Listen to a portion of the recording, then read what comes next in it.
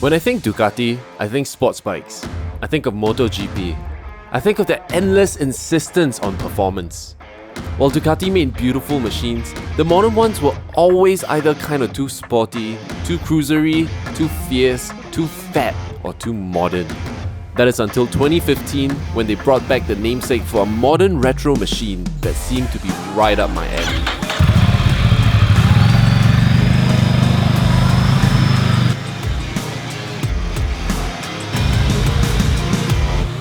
Ever since I first saw photos of it, I always thought like the Scrambler looked a little bit weird. Not that it doesn't look good, but like there's always small little things that make me feel it's a bit off. Like when you think about cafe bikes, you expect a flat, straight line from the tank all the way to the seat. And it always bothered me that this little bit of the seat is like divoted down. That was the same issue I had when I first saw the XSR 900. Like the tank also had this little weird divot down. But even though I didn't particularly like the design of the Ducati Scrambler, somehow I just always kept my eye on it. Like I would see it out in the wild, I would see it on the road, and I would just look at it and be like, actually it looks pretty good. And now that I get to ride one, me being me, the first thing that comes out are all the problems I have with it. I don't know what it is about me, like when I first get onto bikes, I just keep finding problems. Maybe it's my natural defense against like high COE and ARF prices that make most of these machines like completely unaffordable to regular people like me. Again, with my height, the first thing I felt when I got onto this bike was it's so small. Hello cyclists. Oh man, this is a really nice road to ride on. And we're probably gonna lose a few subscribers when I say this, but I never liked the sound of modern stock Ducatis. They always sound so rickety and clackety in the engine, and like something feels like it's about to break. And the stock exhaust always sounds like it's just strangling the engine. And I mean, that's not Ducati's fault, that's just emissions and Euro standards. But I don't like the sound. I don't know, some people are probably gonna think I'm crazy, or like, oh, you haven't heard this yet, you haven't heard that yet. And to you, I say, maybe. But I know I've heard a Ducati S4R and the GT1000, I think, with aftermarket exhaust, and it sounds gorgeous. It sounds like how a Ducati should sound. But listening to the V4S, the Diavo, the Multistrada, even the 848 and the 1198, they all sound... you know, I don't know.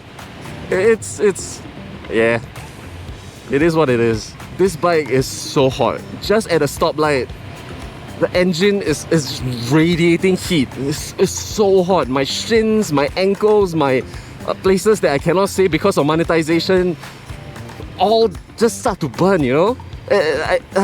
And it's only an 800cc machine.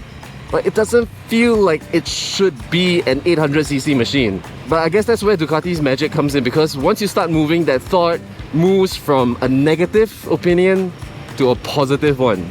I don't know if it's because the bike is so narrow and slim, or the narrow profile of the L-twin engine, but once you start moving, all the heat immediately goes away. Like it feels cooling again. Like this is the fastest I've felt heat disappear from a bike between my legs. And the bit about it not feeling like an 800cc machine, that's so apparent when I'm riding it. What? And that's one thing that I realized about Ducati machines. As sure as I am that they will always disappoint me on sound, they will never disappoint me in terms of performance. Honestly, every single Ducati I've been on just blew me away in terms of performance. It's always the same, like, this is a how many cc machine? This is only a how many cc machine? Are you serious? I probably shouldn't do this, but look, second gear 4000 RPM, right? I just... And I guess that's really where the design of the bike, in terms of how it's meant to be ridden, comes into play. Like, this bike very obviously needs to keep moving, because that's where it's happiest, that's where it's nicest, that's where you get the most out of the bike. Even though I still think it sounds like crap, there are still slight pops, but no crackles on deceleration, which is very nice. And with a beautifully smooth hydraulic clutch and extremely responsive brakes with amazing, absolutely amazing brake feel. Brembo! But with it being designed to be on the move, really have to deal with the heat when it's not moving, especially when it's so bright out and the sun is... oh boy.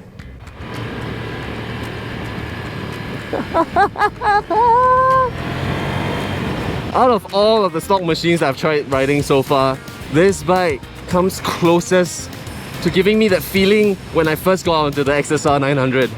That feeling of power, that feeling of refinement, of confidence. The bike goes when you want it to go, and when you just look, it turns exactly how much you want it to turn. Honestly, out of all of the factory cafe bikes out there that is in the class 2 category, the Ducati Scrambler is honestly at the bottom of my list. I wasn't expecting to like it, but oh my god, it feels like it was built to be an extension of the rider's body. It's that precise and that good. Like, it's not as quick, it's not as fast, it's not as nimble, but the attitude is the same.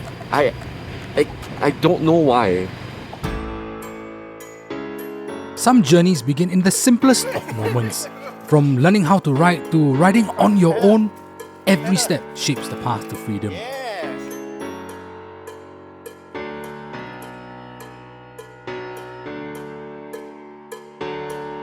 Fueled by the thrill of adventure and the freedom of the open road, we discovered that true freedom lies in the journey itself.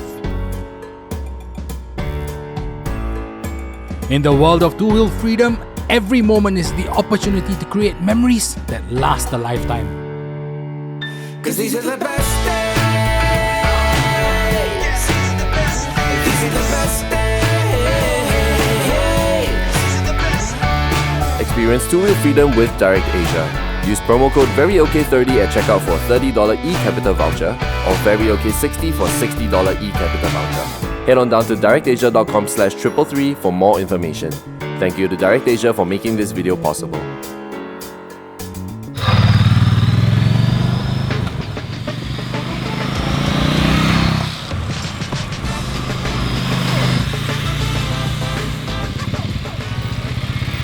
So I did a little digging, and it turns out this 2023 Ducati Scrambler Icon has 73 horsepower as compared to the 115 on the XSR 900, although it comes on at about 2000 RPM before the 900. Also, it only has 65.2 Newton meters of torque as compared to the 87.4 of the XSR, which feels like it's so much less. But when I was riding it, the attitude felt so similar. This is a hooligan bike. Riding this bike, then finding out about the numbers really told me that numbers really can't tell you anything much about the bike. Because if not for the specs, if you told me that this had as much power and as much torque as the XSR 900, from my memory, I'll probably believe you. And stock is just such a pretty bike. Look at this like cross headlight, oh my god. In the 1 week that I've been riding this bike, I've never wished that I had more power, except for when I'm cruising in 6th gear. The RPM is slightly higher than I was expecting it to be.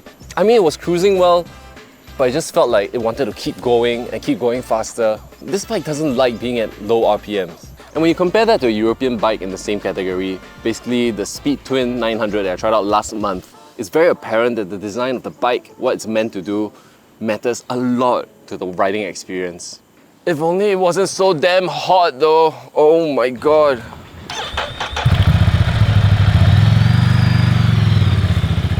It's a bit weird because this is the only Ducati so far that I've ridden where people will come up to me and they wouldn't be like, oh, nice Ducati. They'll be asking me like, what bike is that? It looks so cool. Oh, that's so pretty. Like, what's that bike? And I feel like that can go both ways for someone. For some people, you ride a Ducati because you want people to know that you're riding a Ducati. But for me, I don't like that attention. I don't like that show-offy vibe that I feel, personally, when I ride a Ducati. Like, this bike is so nice that it almost makes me forget about all the maintenance anxiety that I get from riding a Ducati.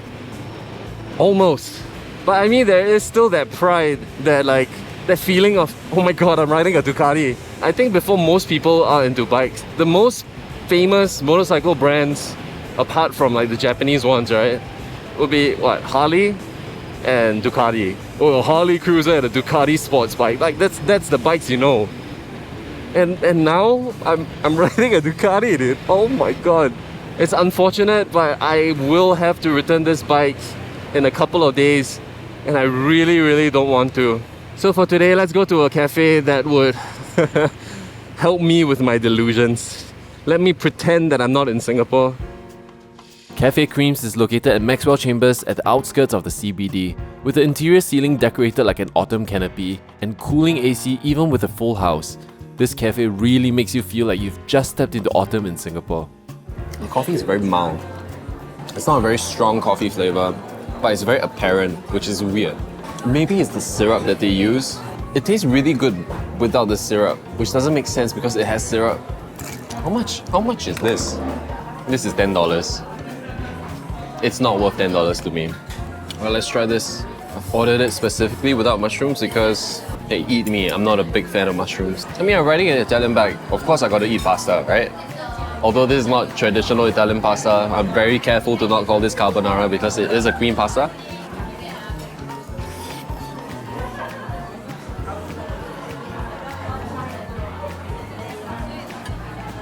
The fettuccine is perfectly al dente. Cream isn't like overwhelmingly strong. It's not super sweet, not super thick, but the Parmesan really like gives it a little nice cheesy kick. This is good pasta. It's not the most Italian pasta I've had. It's pretty good. I'm very satisfied. I think I'm starting to understand this place a little bit too. Like on its own, everything is good, but when it comes together, maybe it's just the pairing that I chose, but the coffee pairs really well with this pasta. You guys have to check it out if you're in the area. I'm not really someone who enjoys like desserts or sweets, but whenever I go to a restaurant that has a blueberry tart on their menu, I have to try it because it's my guilty pleasure. Oh, just from cutting it, the crust feels very good. It feels like it has the perfect consistency, but we won't know until... That's what I'm talking about. Perfectly balanced. The tart, the crust is everything I love. It's light. It's so good. And the blueberries they use are nice, fresh, delicious, not sour. It's nice and crispy on the outside. Very light and fluffy on the inside. That was a delightful experience. It's not cheap though. The coffee, the pasta, and the blueberry tart came to like $70. That's expensive. I mean, if you're someone who rides this, chances are you can probably afford to eat there. If you guys have anywhere else you want us to check out, or if you have any other bikes you want to see on the series, let us know in the comments below. With that, I'm Jake. We'll see you on the road.